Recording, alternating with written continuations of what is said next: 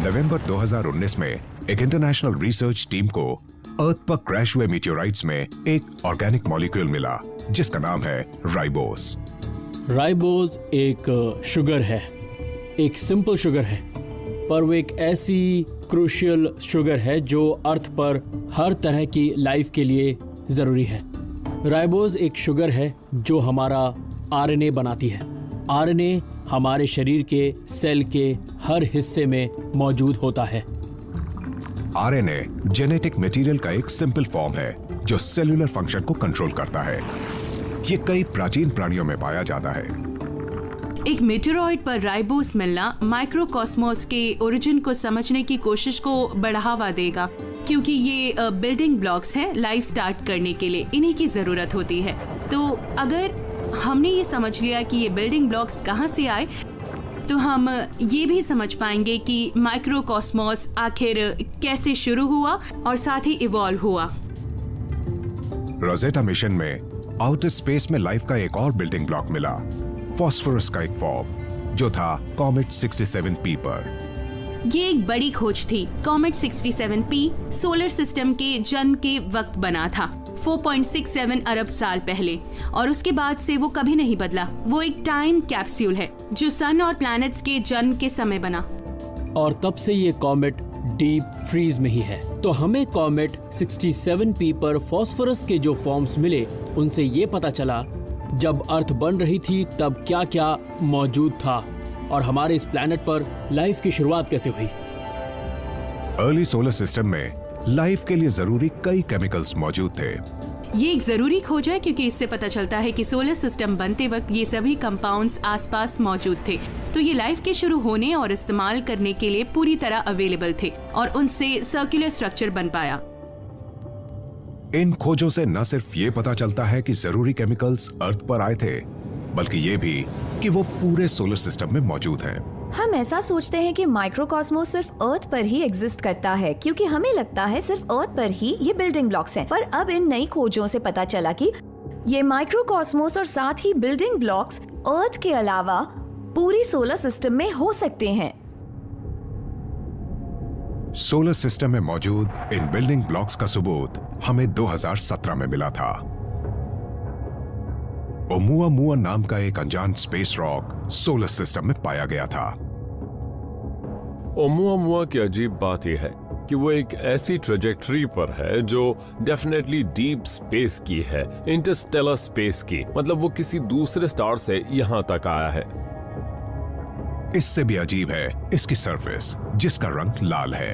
ये पता चलने के बाद कई सवाल उठने लगे, जैसे उसका कॉम्पोजिशन क्या है। ऐसा हो सकता है कि उसके अंदर ऑर्गेनिक मटेरियल हो जो स्पेस एनवायरनमेंट में एक्सपोज होने पर इसी तरह अपना कलर बदलता है।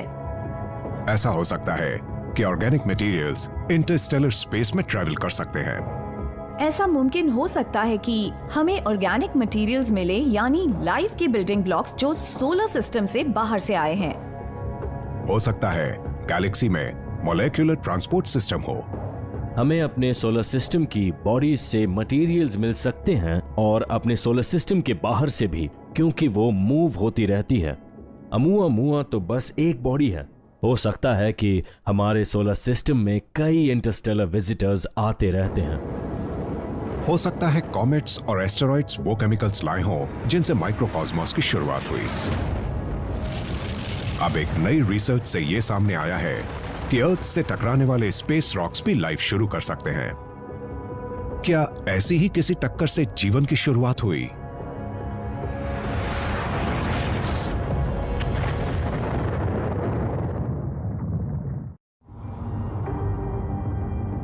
माइक्रोकॉस्मोस और पृथ्वी पर जीवन की शुरुआत कैसे हुई? क्या एस्टेरॉइड्स और कॉमेट्स यहां तक बिल्डिंग ब्लॉक्स लाए? फास्फोरस, राइबोस और बाकी ऑर्गेनिक कंपाउंड्स, या उन्होंने अलग तरह से जीवन शुरू किया? नई रिसर्च से यह सामने आया है कि इन स्पेस रॉक से टक्कर होने पर अर्थ पर लाइफ की शुरुआत हुई। उनके इम्पैक्ट के फोर्स से वो मॉलिक्यूल्स बनना शुरू हुए होंगे जो लाइफ के बिल्डिंग ब्लॉक्स हैं।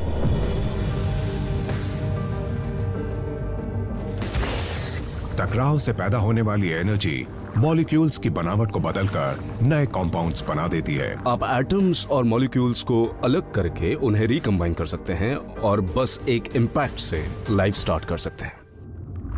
लाखों सालों तक अर्थ के ओशियंस में कॉम्प्लेक्स ऑर्गेनिक मटेरियल्स बढ़ते जा रहे थे। फिर करीब 3.5 अरब साल पहले लाइफ को स्टार्ट करने का प्रोसेस शुरू हुआ। अर्थ पर लाइफ का शुरू होना असल में एक प्रोसेस था। उसकी शुरुआत बड़े मॉलिक्यूल से हुई जो शायद गलती से अपनी खुद की कॉपीज बनाने लगे। उनसे पहले जेनेटिक मटेरियल बना। उनमें से कुछ बड़े मॉलिक्यूल्स आपस में जुड़कर पहले प्रोटोसेल्स बन गए। एक प्रोटोसेल अर्थ पर लाइफ के पहले स्टेज को रिप्रेजेंट करता है, जिसके बाद एवोल्यूशन हुआ। प्रोटोसेल्स में मॉडर्न सेल्स की फुल केमिकल मशीनरी नहीं होती। वो एक सिंपल सेल मेम्ब्रेन होते हैं जिनके अंदर आरएनए जैसा जेनेटिक मटेरियल होता है जो राइबोस और फास्फोरस से बनता है। उसकी मेम्ब्रेन एक बैरियर जैसी होती है। वो ये कंट्रोल कर सकती है कि सेल में कौन से केमिकल्स आएंगे और कौन से बाहर जाएंगे, और इससे सेल के अंदर का जेनेटिक कोड भी सुरक्षित रहता है। जब ऐसा हो गया, उसके बाद एवोल्यूशन स्टार्ट हो गया। ये सिंपल सेल्स बहुत ज्यादा कॉम्प्लिकेटेड होते गए और फिर एक दिन धरती पर जीवन फलने फूलने लगा।